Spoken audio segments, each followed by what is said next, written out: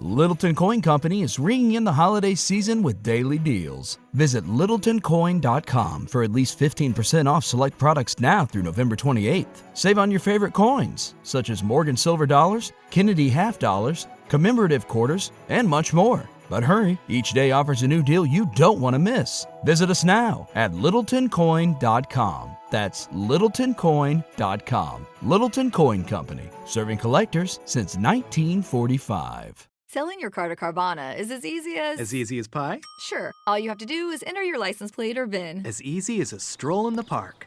Okay, then just answer a few questions and you'll get a real offer in seconds. As easy as singing.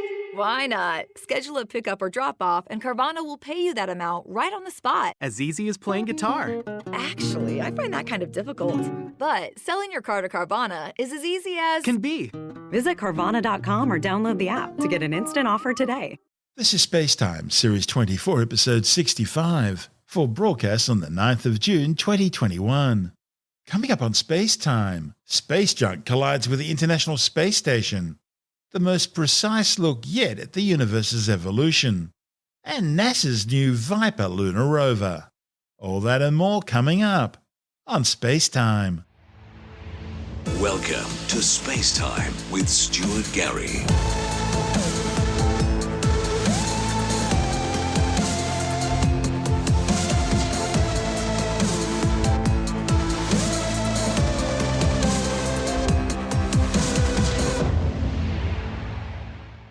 The International Space Station has been hit by space junk.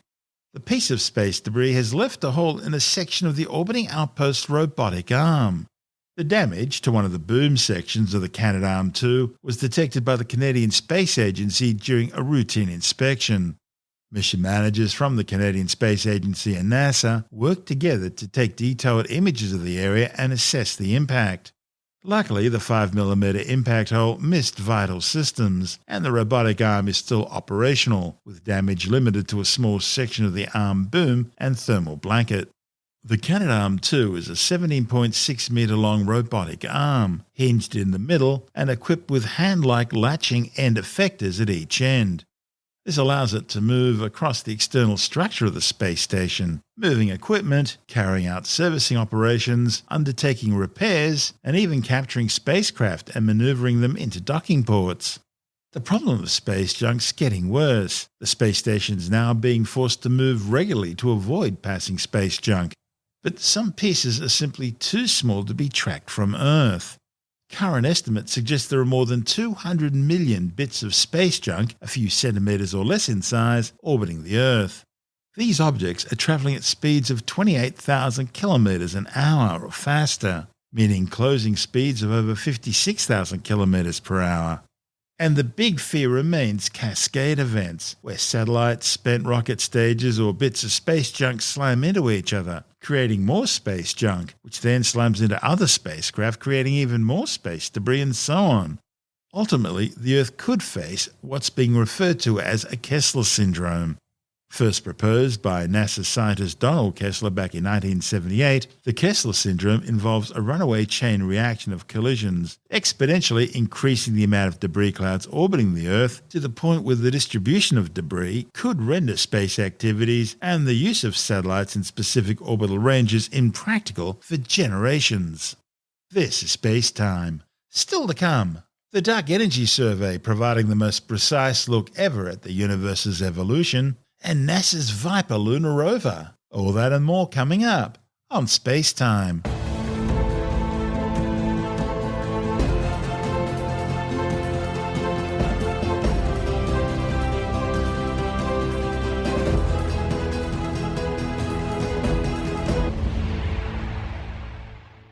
The Dark Energy Survey has released its first 3 years of data, including observations of some 226 million galaxies, covering over an eighth of the sky.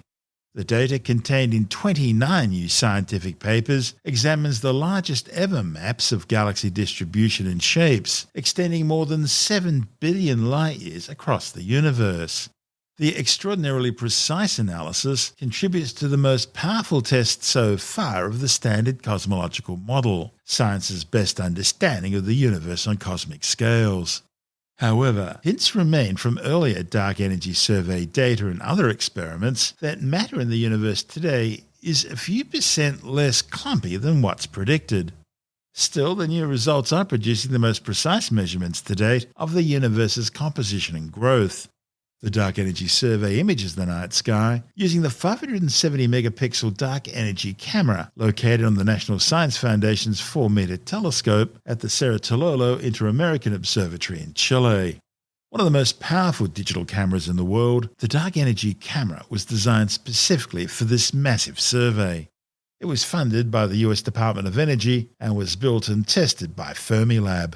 Over the course of 6 years, from 2013 through to 2019, the Dark Energy Survey used some 30% of all telescope time at the Blanco telescope, surveying some 5,000 square degrees, almost 1/8 of the entire sky.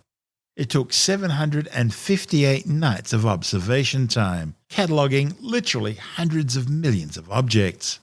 Since the Dark Energy Survey studied both nearby galaxies as well as those billions of light years away, its maps provide a snapshot of both the current large-scale structure of the universe and a view of how that structure has evolved over the past 7 billion years. That's half the age of the universe. Ordinary matter makes up about 5% of the universe. That's the stuff stars and planets and people are made out of. Dark energy, which cosmologists hypothesize drives the accelerating expansion of the universe by counteracting the force of gravity, accounts for about 70% of the mass energy budget of the universe. And the remaining 25% is dark matter, a mysterious invisible substance whose gravitational influence binds galaxies together. The problem is both dark matter and dark energy remain largely unknown, hence the term dark. And the Dark Energy Survey seeks to illuminate their nature by studying how the competition between dark energy and dark matter shapes the large-scale structure of the universe over cosmic timescales. To quantify the distribution of dark matter and the effect of dark energy, the survey relied mainly on two phenomena. First, on large scales, galaxies aren't distributed randomly through space, but rather form a web-like structure of strands and interconnecting nodes due to the gravity of dark matter. The Dark Energy Survey measured how this cosmic web has evolved over the history of the universe. The galaxy clustering that forms this cosmic web in turn revealed the regions with a high density of dark matter. Now, secondly, the Dark Energy Survey detected the signature of dark matter through weak gravitational lensing. As light from a distant galaxy travels through space, the gravity of both ordinary foreground matter and dark matter will bend its path, as if through a lens, resulting in a distorted image of the galaxy as seen from Earth. By studying how the apparent shapes of distant galaxies are aligned with each other and with the position of nearby galaxies along the line of sight, scientists were able to infer the clumpiness of the dark matter of the universe. To test cosmologists' current model of the universe, Dark Energy Survey scientists compared their results with measurements from the European Space Agency's orbiting Planck Observatory. Planck has used light known as the cosmic microwave background radiation in order to peer back to the very early universe, to a time just 380,000 years after the Big Bang, when the first atoms were formed and the first photons escaped. So this means that Planck's given a precise view of the universe 13.8 billion years ago. And the standard cosmological model predicts how dark matter should evolve into the present time. Combined with the earlier results, the Dark Energy Survey provides the most powerful test of the current best model of the universe to date, and the results are consistent with the prediction of the standard model of cosmology. However, hints still remain from the Dark Energy Survey and several previous galaxy surveys that the universe today is a few % less clumpy than predicted. This report from Fermilab. The night sky. People have studied it for millennia, seeking to unlock its secrets. We've come a long way in our understanding, and in the process, we've uncovered a surprising truth. Everything that we see, the stars, planets, life, makes up only about 5% of the stuff in the universe. Roughly 25% is what we call dark matter, holding galaxies together through gravity. The last 70% is known as dark energy, accelerating the expansion of the universe. Building on Einstein's theory of general relativity, scientists have ideas about how dark matter and dark energy affect the universe. And they can test their predictions without knowing the identities of these mysterious substances. The way that structures form in our universe is very sensitive to the proportions of and characteristics of dark matter and dark energy. Without a certain amount of dark matter, there wouldn't have been enough mass in the early stages of the universe to form structures like galaxies that are very comfortable hosts that we live in. But without a specific percentage of dark energy, there might have been too much structure. So we need a very precise balance to be able to make the universe that we observe. There seem to be some interesting tensions between observations that we've made of the early light in the universe, like the cosmic microwave background, and observations that we make of the local universe, so what's really near to us. We have a hint, however, that the local measurements give slightly different values. So the question is that real? Now, new results from the Dark Energy Survey take us one step closer to figuring out how the universe got to be the way it is and what the future has in store. The Dark Energy Survey is an international collaboration that aims at observing hundreds of millions of galaxies and taking pictures of them. The primary science goal of the project is to study the distribution of galaxies in space, and that helps us better understand the expansion of the universe, and that's related to dark energy. The multinational project led by Fermilab is based at the National Science Foundation's Blanco telescope at Cerro Tololo Inter-American Observatory in Chile. Over more than 300 nights, the survey charted about 1/8 of the whole sky, and includes the largest sample of galaxies ever used for cosmology, over 226 million of them. The lens of the dark energy camera is more than 3 feet, and it can take pictures with a whopping 570 megapixels. This is far beyond the capabilities of our iPhone, which takes at most 12 megapixels. One of the primary reasons we have our telescope in Chile is because they have these very tall mountains where the atmosphere is, relatively speaking, more stable. So the light, as it passes through the atmosphere, is going to be deflected less. In the Dark Energy Survey, we use several probes, but the most powerful of them are galaxy clustering and weak gravitational lensing. Galaxy clustering, it's sort of just is a name for the fact that galaxies, they aren't distributed sort of uniformly randomly in space. They exist in a web, and that's what we observe. We observe this web. And more clustered galaxies allude to more dark matter in that region. So the galaxies serve to illuminate the dark matter scaffolding. Weak gravitational lensing, it's a name for an effect that we can use to help understand dark matter and dark energy. I have a wine glass here, and the wine glass bends the light that passes through it. If I put like the base of this wine glass on the camera, you see that the image is going to be distorted. And importantly, that as I move the wine glass away, you see the amount of distortion changes, and that's exactly what we're studying with the Dark Energy Survey. Figuring out those patterns is a complicated process. It's a bit like looking at an abstract painting and figuring out the order in which the layers were painted. To do weak lensing and clustering, we need to understand how far away the galaxies are, so the distances from Earth to the galaxies. And we call this the redshift. So the higher redshift a galaxy has, the further away it is from us. So redshift refers to the change in the color of light. So light has been shifted to be more red. When a galaxy is moving towards you, it would appear bluer for this reason, and when it's moving away from you, it appears redder. Redshift then is a measure of the velocity of an object relative to you. In the Dark Energy Survey, we make photometric observations. So we observe each galaxy in different filters on our camera, and that allows us to pick up different features and measure the colors of these galaxies, which we use to determine their distances. We need to measure how far these are with extreme precision, otherwise we can get biased results and then won't matter. The Dark Energy Survey gives us a clearer picture of our universe than ever before. The results of our analysis are as impressive as the road to get there. We found that our measurements are well described by predictions that we make from the Standard Model of Cosmology. Measurements of the early universe are an exquisite fit to this model, but they probe the universe at an unrecognizable stage, when it's just a plasma of particles, very different to the one that we observe with the Dark Energy Survey, which is teeming with galaxies and dark energy. So it's a beautiful test and a remarkable feat that one theory can describe billions of years of cosmic evolution.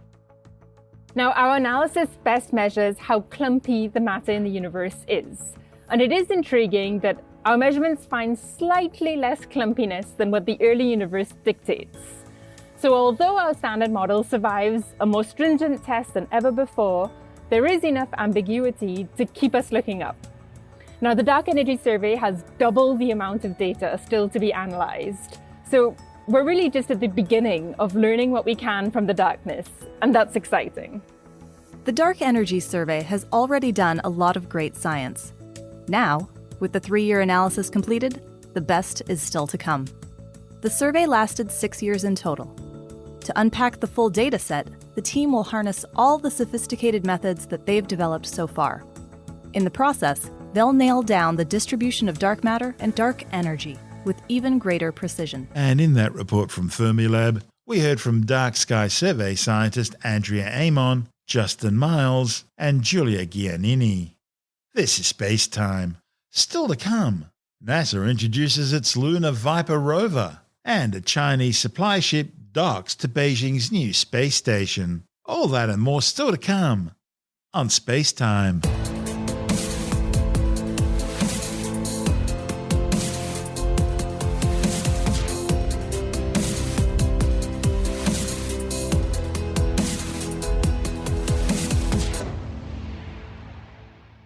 NASA has announced plans for a new robotic lunar rover, which will land on the moon before the arrival of the first Artemis astronauts in 2024. The Volatiles Investigating Polar Exploration Rover, or Viper, will touch down in 2023 and help map resources at the lunar South Pole, which could be used for long-term human exploration of the moon. Viper will include the first headlights on an extraterrestrial vehicle, allowing it to explore the dark, permanently shadowed regions on the floors of polar lunar craters which haven't seen sunlight for billions of years. These frozen regions contain huge reserves of water ice, which will help scientists determine where the moon's water came from. And they'll also provide resources for future Artemis crews, including oxygen for breathing, water for drinking, and water for splitting up into hydrogen and oxygen for use as fuel. The 4-wheel box-shaped rover will use specialized wheels and suspension systems designed to cover a variety of different terrains, inclines and soil types. The solar-powered Viper will be designed to operate for 3 lunar days. That's 100 Earth days. Its scientific payload will include a regolith and ice hammer drill, a mass spectrometer instrument, a near-infrared volatile spectrometer system, and a neutron spectrometer system. Prototypes of all the science instruments will be tested on the lunar surface next year, ahead of the launch of the Viper mission. NASA's awarded Astrobotic the contract for Viper's launch and transport to the lunar surface under its Commercial Lunar Payload Services Initiative. This is Space Time. Still to come, China has successfully docked a cargo ship loaded with supplies for the core module of its new space station. And later in the science report, a new study shows that 3/4 of all COVID-19 survivors end up with some sort of lingering symptoms. All that and more still to come on Space Time.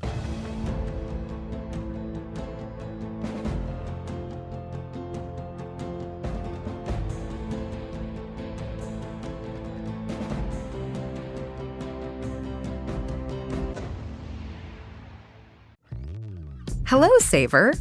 Whether you're saving for that trip to the tropics or saving for an emergency, now is the time to take advantage of Wells Fargo's savings options. Wells Fargo offers savings accounts that can help you save towards your goals. So, what are you saving for? Visit a Wells Fargo branch or wellsfargo.com/save to open a savings account today.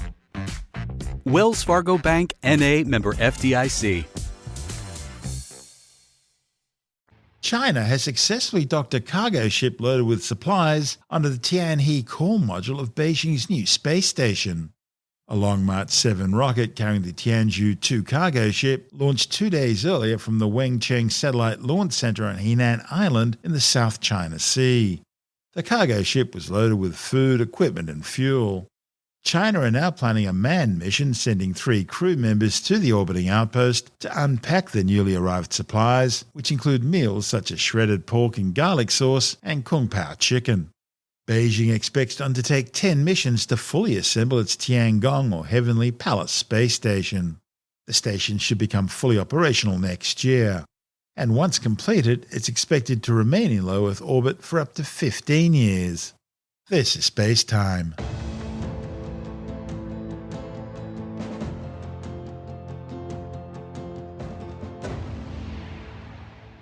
And time now to take another brief look at some of the other stories making news in science this week with a science report. A new study has confirmed earlier suspicions that some 3/4 of COVID-19 survivors end up with lingering symptoms. However, a report in the Journal of the American Medical Association warns that the frequency, variety and severity of these complications are not yet well understood. Researchers reviewed 45 studies involving 9,751 participants and found that almost 3/4 of people had at least one persisting symptom. The most frequent symptoms included shortness of breath, fatigue, and sleep disorders. However, the studies all differed widely from each other, and so the authors are calling for a longer investigation with similar and repeatable design. The World Health Organization now estimates some 8 million people have been killed by the COVID-19 coronavirus, with over 3.6 million confirmed fatalities and more than 172 million people infected since the deadly disease first spread out of Wuhan, China. Despite knowing the strong link between cancer and smoking, a new study has confirmed the number of people consuming tobacco is increasing worldwide. 3 papers detailed in the Lancet Medical Journal have found that smoking and tobacco usage are increasing on a global level. The data from 204 countries was compiled through 3,625 nationally representative surveys as part of the Global Burden of Disease study. It found that smoking caused 7.7 million deaths in 2019. It shows that globally 1 in 5 young men and 1 in 20 young women smoke, and 9 in 10 current smokers started before the age of 25. On the plus side, over the last 30 years, Australia has decreased its rate of smoking by 47%, putting the land of Oz in the top 10 best performers globally. Paleontologists have identified a new species of hadrosaur duck-billed dinosaur in northern Mexico. A report in the journal Cretaceous Research claims Latolophus gallorum roamed the planet during the late Cretaceous between 72 and 73 million years ago. The 12-metre-long herbivore belongs to a group of hadrosaurs with elaborate bony hollow head crests which were over a metre in length and were likely used for communications. A Russian state-based hacking group behind a massive hacking campaign last year has re-emerged with a series of attacks on government agencies, think tanks and consultants, as well as other organisations. A security update from Microsoft warns that the Nobelium hacking group has stepped up its attacks, targeting government agencies involved in foreign policy. The group's been using a sophisticated large-scale campaign that's employed phishing emails, delivering malicious software, and enabling hackers to get protected data from victims. Microsoft says the wave of attacks has targeted thousands of email accounts at hundreds of different organizations. Meanwhile, it's been revealed that Russia was also behind the latest spate of cyber attacks targeting the Colonial Gas Pipeline and JBS meat processing operations in the United States and Australia. The criminal hacking group Reveal was behind the ransomware attacks. They're operating freely out of Russia under the protection of Russian intelligence and the Russian government. The Colonial Gas Pipeline attack suspended fuel supplies across the American eastern states, and the attack on JBS halted meat processing at major plants in the United States and Australia. A new cell phone that can be fully charged in 8 minutes, and new tower antennas to speed up the 5G rollout. With the details on these stories and more, we're joined by technology editor Alex Zaharov-Reutt from ity.com. Well, what's happening is that they have a custom build of their Xiaomi 11 Pro smartphone, which in its current on-sale edition, uses a silicon oxygen negative single-cell battery, and that's the commercially available version. And that actually charges to 100% in just under 24 minutes using a 120-watt wired charger. So that's what's on sale now. But what they demonstrated in a video that you can see online is a 200-watt charger that can charge the battery in just under 8 minutes. In fact, a third party also filmed this, and they filmed it charging to 100% in 6 minutes and 55 seconds. But the official stat is 8 minutes. And using a 120-watt wireless charger, they were able to charge that in 15 minutes. And, you're talking about 10% in 44 seconds with the 200-watt wireless charger, 50% in 3 minutes and 22 seconds. And with the wireless charger, it gets to 10% in a minute and 14 seconds and 50% in 7 minutes. So these are very fast times. I mean, an example is that the iPhone 12 Pro Max or iPhone 12 Pro using the 20-watt charger that you have to buy separately can recharge the iPhone to 50% in 30 minutes. And using the old-fashioned 5-watt chargers that came with iPhones for many years, it takes 3 hours and 7 minutes to charge an iPhone 12. Now, obviously, different phones have different size batteries, and there are other fast chargers out there for Samsungs and Huawei's, which can charge very quickly. Many phones can charge much more quickly than they could in the past. But clearly, this decade, we're going to see batteries that have, in this case, in this special Xiaomi 11 Pro custom build, it's got a graphene-based battery. So we're going to see more advances in battery technologies, batteries that can charge super fast, and batteries that will last, for up to a week or more. I mean, the holy grail is a battery that can charge in a few minutes and last, for much longer than the day or two we take for granted now. So this is not commercially available yet, but the commercially available version that charges to 100% in 24 minutes is pretty damn fast, and we're only going to see more and more of this in the phones and in the years to come. Now, for a novice like me, what sort of batteries are now used in iPhones and Galaxies and things like that? Are they the same silicon oxygen negative single-cell batteries that you're talking about here, or are they lithium ion or what? Normally they're lithium ion, and there's also a thing called lithium polymer, which allows people to have different shapes. I mean, some smartphones use two batteries that are split into two, and they can charge both batteries at the same time to get this faster charging speed. So there's lots of tricks people can use, or smartphone makers can use, to charge batteries in faster ways. Optus is rolling out Nokia's new integrated 5G antennas to make the 5G rollout faster across the country, and it's going to be using existing 4G tower technology to do it. Tell me about it all. Yeah, so look, when you've got the rollout to 5G and you've got new 5G antennas, the problem is that finding space on existing towers and rooftops with these new antenna equipment, poses a problem, because you need more space for the antennas. You might need to pay for, more rooftop space that will raise the cost of your rent for those particular space. And so the problem is having this new 5G antenna is taking up extra space that you don't want to be using. So what Nokia has done is that it has created a new antenna that works with both existing 4G frequencies and the new 5G frequencies and can be put into the same space. You can replace the existing antennas and you can replace it with this new antenna. So this means that the existing infrastructure that you're already paying for as a telco can be reused with the upgraded antennas to deliver the existing 4G and 5G, and this will speed up the rollout of 5G. And Nokia also wants this to be used by other telcos. I'm sure Australia's a bit of a test case. The first place is in Brisbane, that they've put this the first site, so they'll clearly be putting this out in more sites, and all three of the telcos are trying to roll out 5G as quickly as they can, and they're also going to have to upgrade their antennas to take advantage of the new millimetre wave bands that are now authorised in Australia. And so being able to reuse the space you've already got whilst upgrading the equipment saves on capital costs, saves on rental costs, lets you roll out 5G faster, and everybody benefits. Tell me about the new COVID-19 killing Daleks. Well, SoftBank Robotics has a robot called Wiz, and it looks like a non-threatening Dalek, sort of like a bigger version of R2-D2 without all the fancy look and feel of that particular robot. I've never thought of R2-D2 as being a Dalek, but you're right. It's there. Well, it's a round tin can, and the Daleks had weapons. But even R2-D2 had the ability to shock various aliens with I just never connected the two, but you're spot on. Well, there you go. So this Wiz robot is kind of like a giant vacuum cleaner that can go around sanitizing surfaces and has been used in offices, in airports, in schools. And it's an autonomous AI-driven robot. So it's a little bit like an industrial-sized version of the Roomba or those That's what I was just thinking, AI robots in your home, but of course for much larger environments. And if you think about, if you've ever been to a shopping center late at night like to go to the supermarket, you often see those guys sitting on those what look like giant lawnmowers, except they're scrubbing the tiled surfaces of or all those flat surfaces of the shopping centre walkway. And so this doesn't require the human. And SoftBank Robotics, SoftBank is the big company from Japan that owns currently ARM, which they're trying to sell to NVIDIA, ARM being the architecture behind all of the smartphone chips that are very popular now in iPhones and Androids. And they own lots of different things, a huge company. And clearly, they've looked to the future and have invested in robotics. And they've partnered with an Australian company called Germi. Now, Germi, Germii,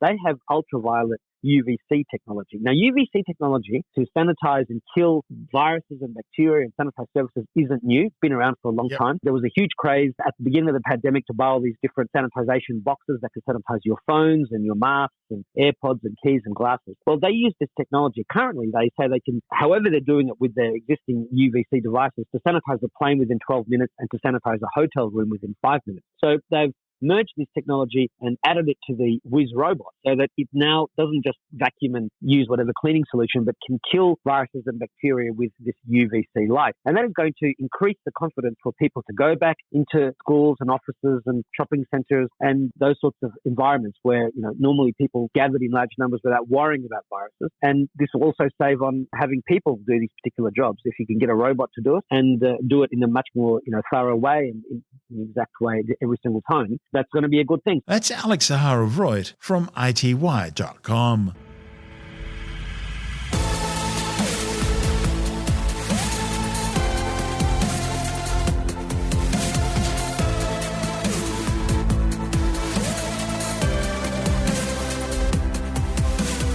And that's the show for now. SpaceTime is available every Monday, Wednesday and Friday through Apple Podcasts, iTunes, Stitcher, Google Podcast, Pocket Casts, Spotify, Acast, Amazon Music, Bytes.com, SoundCloud, YouTube, your favourite podcast download provider, and from spacetimewithstuartgary.com. SpaceTime's also broadcast through the National Science Foundation on Science Zone Radio and on both iHeartRadio and TuneIn Radio. And you can help to support our show by visiting the SpaceTime store for a range of promotional merchandising goodies, or by becoming a SpaceTime patron, which gives you access to triple-episode commercial-free versions of the show, as well as lots of bonus audio content which doesn't go to air, access to our exclusive Facebook group, and other rewards. Just go to spacetimewithstuartgary.com for full details. And if you want more SpaceTime, please check out our blog, where you'll find all the stuff we couldn't fit in the show, as well as heaps of images, news stories, loads of videos, and things on the web I find interesting or amusing. Just go to spacetimewithstuartgary.tumblr.com. That's all one word, and that's Tumblr without the E. You can also follow us through @StuartGary on Twitter, @SpaceTimeWithStuartGary on Instagram, through our SpaceTime YouTube channel, and on Facebook, just go to facebook.com/SpaceTime with Stuart Gary. And SpaceTime is brought to you in collaboration with Australian Sky and Telescope magazine, your window on the universe. You've been listening to SpaceTime with Stuart Gary. This has been another quality podcast production from Bytes.com. Hello, Saver. Whether you're saving for that trip to the tropics or saving for an emergency, now is the time to take advantage of Wells Fargo's savings options. Wells Fargo offers savings accounts that can help you save towards your goals. So, what are you saving for? Visit a Wells Fargo branch or wellsfargo.com/save to open a savings account today. Wells Fargo Bank, N.A., member FDIC. Hello, Saver. Whether you're saving for that trip to the tropics or saving for an emergency, now is the time to take advantage of Wells Fargo's savings options. Wells Fargo offers savings accounts that can help you save towards your goals. So, what are you saving for? Visit a Wells Fargo branch or wellsfargo.com/save to open a savings account today. Wells Fargo Bank, N.A., member FDIC.